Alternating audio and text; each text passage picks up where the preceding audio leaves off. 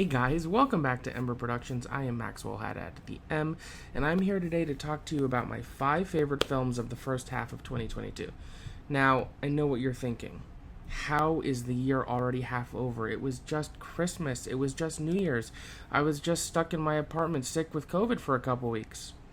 And yet, here we are. It's now early July. We are in the second half of the year. And I have to say, it's been a really strong year for cinema thus far. This has really been a rebound year that I think has shown that there is still life in cinemas.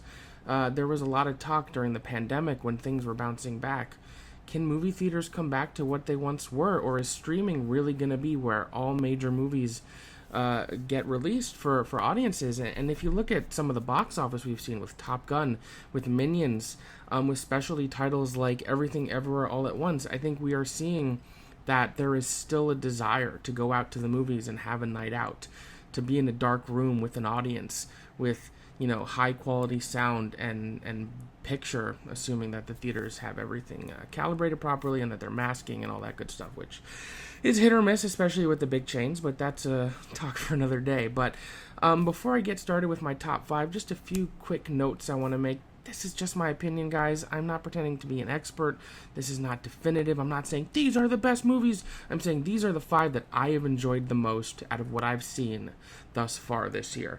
It's always subject to change. I revisit things. I'm going to catch movies I didn't get a chance to see.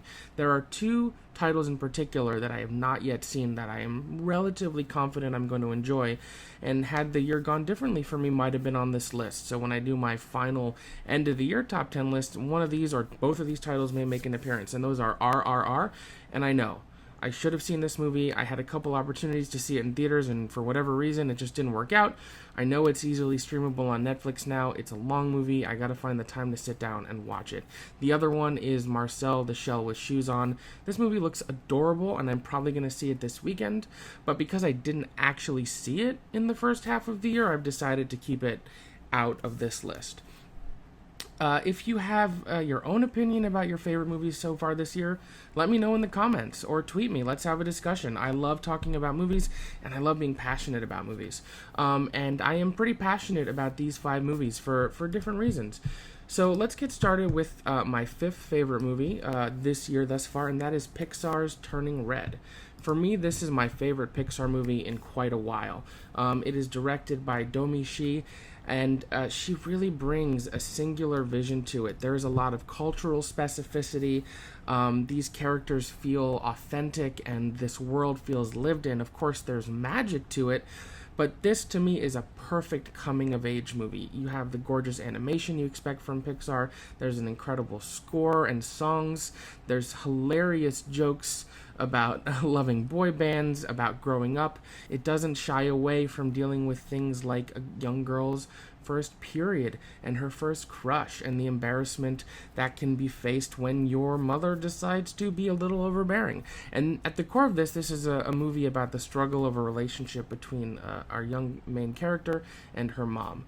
This movie made me laugh, it made me cry. I know it's such a cliche, but really this is a roller coaster of everything you could possibly want in an animated movie, and it's a real shame that this one didn't play in theaters, because it deserved to be seen on a big screen. Next, at number 4, is the horror film X, directed by Ty West. This is something of a throwback to stuff like the Texas Chainsaw Massacre and Sleepaway Camp and slashes like that. And I've always enjoyed Ty West's work, but this may be my favorite film of his thus far. The performances are excellent. Mia Goth, who is really surprising in this movie, is fantastic. Jenna Ortega is proving herself to be a new Scream queen between this and Scream 5, which came out earlier this year, which I also really, really enjoyed. Brittany Snow is excellent in this movie. Kid Cudi is fantastic. This movie is relentless. It's scary. It's beautifully shot. It ratchets up the suspense and tension really, really well. It has some interesting thoughts about age and what it's like when you get older. There's some stuff about cults. It's a lot of interesting ideas stuffed into this movie, but it really excels as a throwback slasher executed perfectly. There is going to be a prequel to this movie. I cannot wait to see how that unfolds. At number 3 of my favorite movies of the first half of 2022, we have Cha Cha Real Smooth.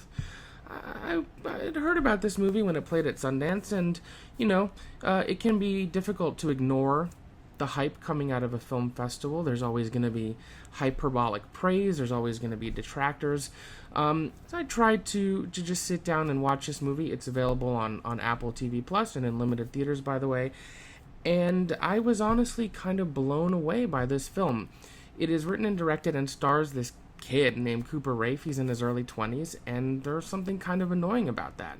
And that kind of extends to the movie, because I was watching it and there was part of it when I was like, there's part of it where I was like, I really am annoyed and dislike this smugness that this movie has.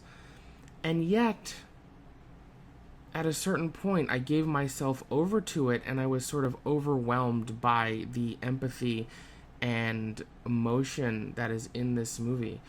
Dakota Johnson gives maybe her best performance yet in this film. I think its handling of an autistic character is as gentle and warm and seemingly authentic as I've seen in a film.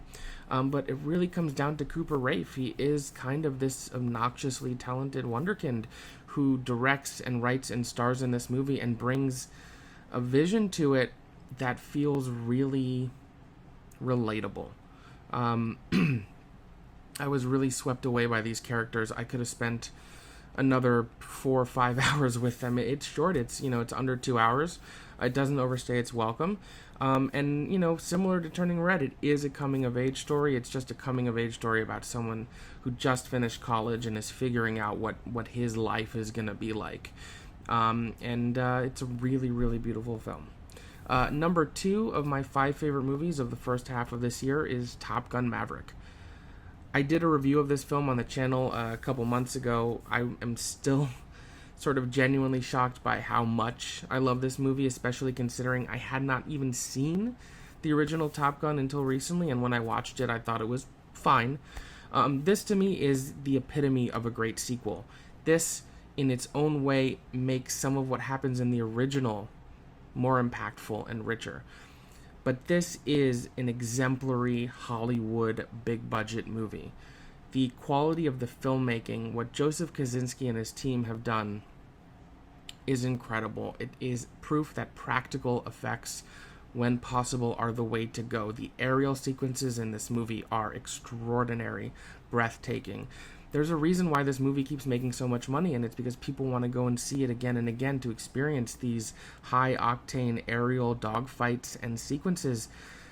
But it's not just that. The character work in this movie is terrific. Tom Cruise is aging gracefully, and this, I think, sort of represents a turning point in his career. This can be taken as a metaphor for where his career is at, in terms of him being the old dog with the old way of doing things in a new society where technology and younger stars and intellectual property is what's ruling the day. And yet Tom comes in as like, listen, we're going to get in these jets, we're going to teach the young cast how to fly the best that they can, we're going to shoot the hell out of this, and the movie is all the richer for it. The climactic act, the final act of this movie, is one of the most thrilling and successful extended sequences of action I've seen in a Hollywood movie in a long time. We are talking Mad Max Fury Road quality of action filmmaking.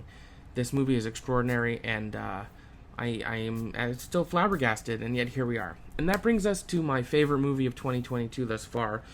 I don't think it comes as any surprise that it is Everything Everywhere All at Once. This movie is lightning in a bottle. It is extraordinary, innovative, inventive, joyful, emotional, wild, insane. The Daniels follow up Swiss Army Man with something even more extraordinary in terms of its thought, in terms of its DIY filmmaking. But it really comes down to the performances. Michelle Yeoh in this movie gives the peak performance of her career. She gets to show off her martial arts bona fides, but she gets to also show that she is one of our great actresses. She brings warmth, she brings exacerbation, she brings humor, she brings beauty and grace and so much to this fully realized character who goes on this wild journey of discovery, of learning her self-worth, and how despite her perceived failures, despite the fact that her marriage is not going the way that she wants it to be, she steps up and has to bring her family back together for the fate of the world. And speaking of her failed marriage, Ke Huy Quan, who was Short Round in Indiana Jones and was in Goonies, who hasn't been in a movie in a long time, plays her husband in this movie. This is one of the great comeback performances we have seen in a long, long time. He is a joy in this movie. He brings so much humor. He shows that he is an incredible stunt performer. He goes toe-to-toe with Michelle Yeoh.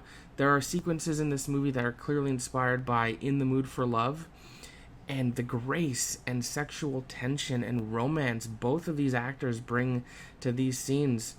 There is just so much in this movie. It pays dividends on repeat viewings. I've seen it a couple times, and I know this is a film I'm going to cherish and watch and continue to explore and appreciate new things for many, many years to come.